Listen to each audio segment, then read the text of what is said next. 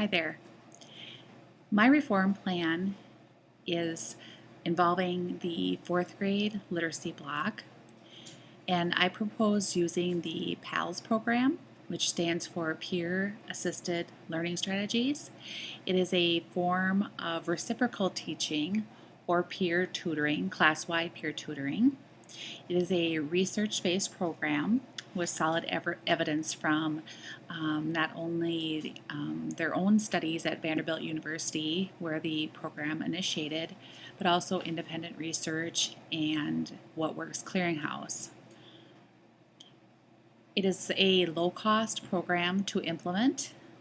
What you need to purchase are the teacher materials, and you use the books that you already have in school. The kids are doing authentic reading, typically in pairs or triads, and again using the materials that we already have. It's a supplemental program, so it is not replacing our core curriculum that we have already adopted for reading. It fits very nicely into the reading block with any core curriculum that has been adopted.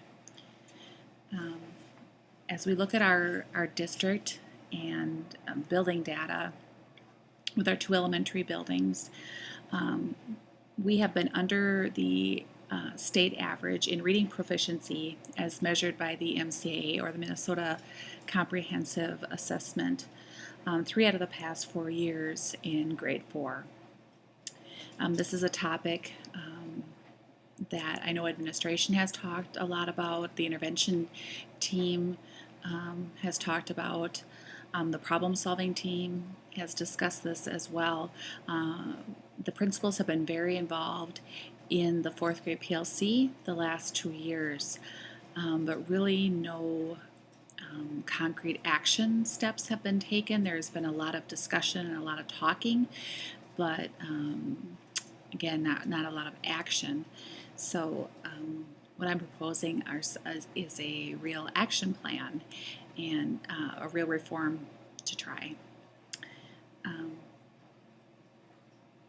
The past 2 years, the scores for the fourth grade MCA reading have actually been alarmingly low. They've actually been declining. When you look at the 4-year trend, we are in like the 41-42% proficiency rate for our fourth graders district wide. So that's including both of our elementary school buildings. So all of our fourth graders are struggling in the district.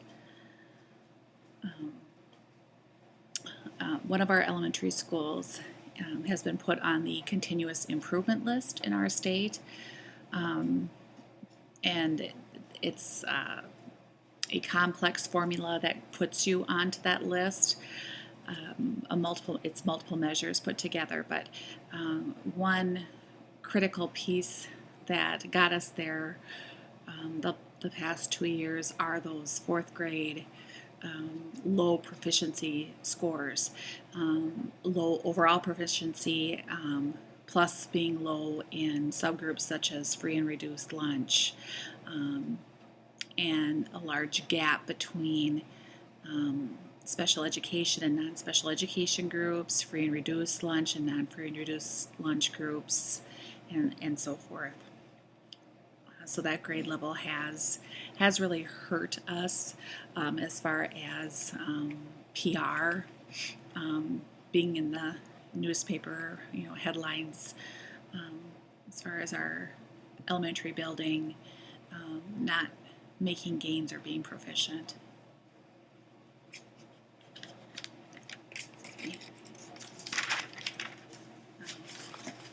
We also use the FAST, Formative Assessment System for Teachers, in our district, in our elementary buildings, as one of our data tools.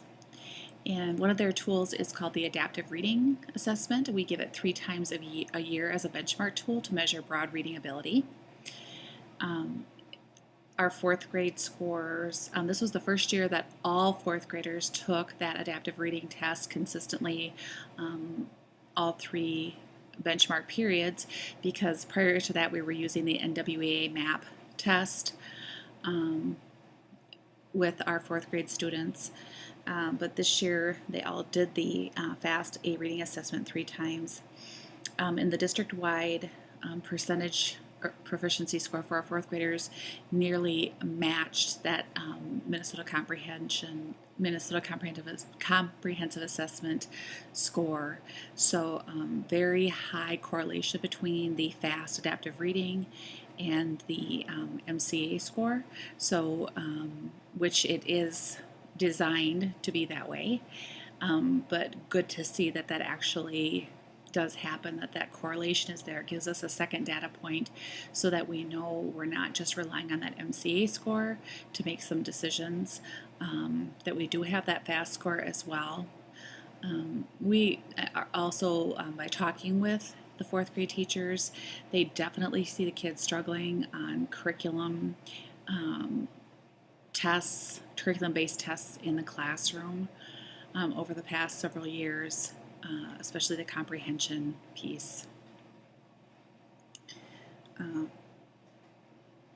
This program provides some, it is very structured for the most part.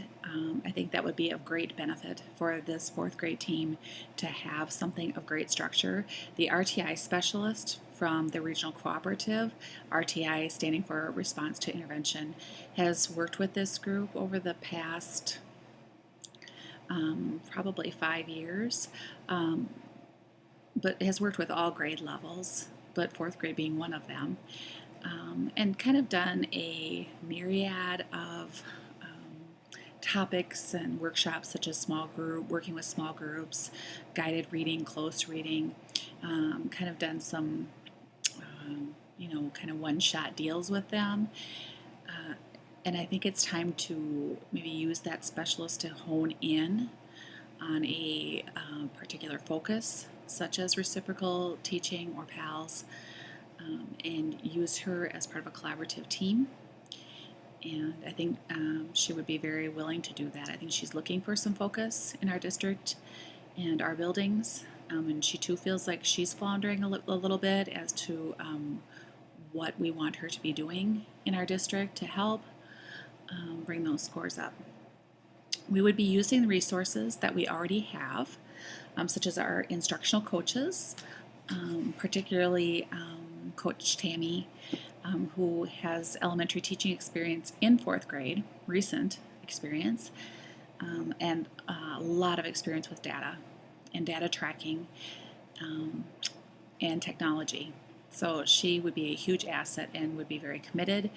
I've already done some discussion with her, and she would be very committed to working, putting extra time in with the fourth grade group, being involved in their PLCs on a weekly basis, doing some individual coaching, doing some walkthroughs, fidelity checks, going through some coaching cycles with the teachers. We could utilize professional development funds for training, and the professional development days for time. We would intertwine the teacher growth, development, and evaluation plan for goals, which is already in, we would just embed this into that current plan.